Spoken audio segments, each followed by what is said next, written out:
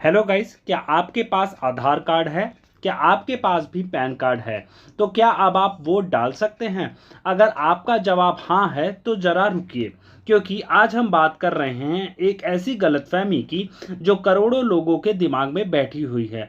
बहुत से लोग मानते हैं कि आधार और पैन कार्ड वोट डालने का अधिकार है, लेकिन सच्चाई कुछ और ही है। चलिए इसे आसान भाषा में समझते हैं और सबसे पहले जानते हैं कि आधार कार्ड होता क्या है। देखिए, आधार कार्ड एक 12 अंक का यूनिक आईडी नंबर होता है जिसमें आपकी बायोमेट्रिक की डिटेल्स होती हैं। ठीक है, और इसमें आपका नाम, फोटो, उंगलियों के निशान और आंखों की स्कैनिंग शामिल होती है। लेकिन क्या आपने कभी देखा है कि आधार कार्ड पे लिखा हो कि ये एक वोटर आईडी कार्ड की तरह इस्तेमाल किया जा सकता है, या फिर उसमें ये लिखा गया हो कि इसका होल्डर जो है भारतीय नागरिक होता है? मैं ऐसा क्यों कह रहा हूं, क्योंकि देखिए, वोटिंग का जो राइट है वो सिर्फ भारतीय नागरिकों को दिया गया है। वहीं आधार कार्ड क्या है, कोई भी अगर विदेशी नागरिक है, वो भारत में 182 दिनों से ज़्यादा भी रहता है, तो वो एलिजिबल है अपना आधार कार्ड बनवाने के लिए। ठीक है, इसलिए सुप्रीम कोर्ट ने भी सही कई बार साफ तरह से कहा है कि आधार जो है प्रूफ ऑफ सिटीजनशिप नहीं है, और इससे वोटर आईडी के लिए एक तरह से एलिजिबिलिटी नहीं रहती। ठीक है, अब उसके बाद तो ये बात एकदम साफ हो गई है कि आधार पहचान पत्र है, लेकिन नागरिकता का सबूत नहीं है, और ना ही इसके थ्रू वोटर आईडी कार्ड का एलिजिबिलिटी बनती है। ठीक है, अब हम बात करते हैं पैन कार्ड की। पैन यानी परमानेंट अकाउंट नंबर, जो कि कुछ इस प्रकार का नीले रंग का होता है, इनकम टैक्स डिपार्टमेंट द्वारा जारी किया जाता है। ठीक है, इसका काम है आपकी आर्थिक पहचान तय करना। ठीक है, और वहीं पैन कार्ड क्या है, कई बार विदेशी नागरिकों को भी एलिजिबल होते हैं। वो लोग भारत में जो भी अगर कोई बिजनेस करता है या फिर अकाउंट से रिलेटेड ट्रांजैक्शन करता है, वो एलिजिबल होता है पैन कार्ड बनवाने के लिए। अब पैन कार्ड की ज़रूरत कहाँ कहाँ होती है? बैंक खाता खोलने में, टैक्स भरने में, शेयर म्यूचुअल फंड में निवेश करने में आपको पैन कार्ड की ज़रूरत होती है। लेकिन क्या ये आपकी नागरिकता साबित करता है? नहीं। दरअसल भारत में कई विदेशी निवेशकों को भी पैन कार्ड बनवाना पड़ता है।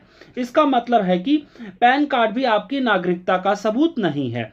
तो सवाल यह है कि फिर वोट डालने का अधिकार किसे है? देखिए, भारत में वोट डालने के लिए 3 चीजें जरूरी हैं, जो कि है आप भारतीय नागरिक होने चाहिए, आपकी उम्र 18 साल या उससे ज्यादा होनी चाहिए, और आपका नाम वोटर लिस्ट में दर्ज होना चाहिए। अगर ये तीनों चीजें पूरी नहीं है तो आप वोट नहीं डाल सकते। ठीक है, और इसके लिए जरूरी है वोटर आईडी कार्ड, जिसे ईपैक कहते हैं। ठीक है, अब ये चीज हो गई।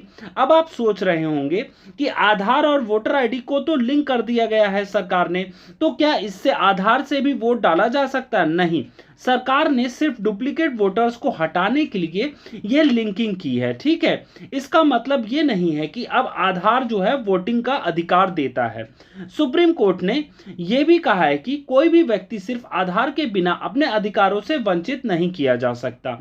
तो अगर आपके पास वोटर आईडी नहीं है तो आप इसे खुद ऑनलाइन बनवा सकते हैं। वह कैसे बनवाना है?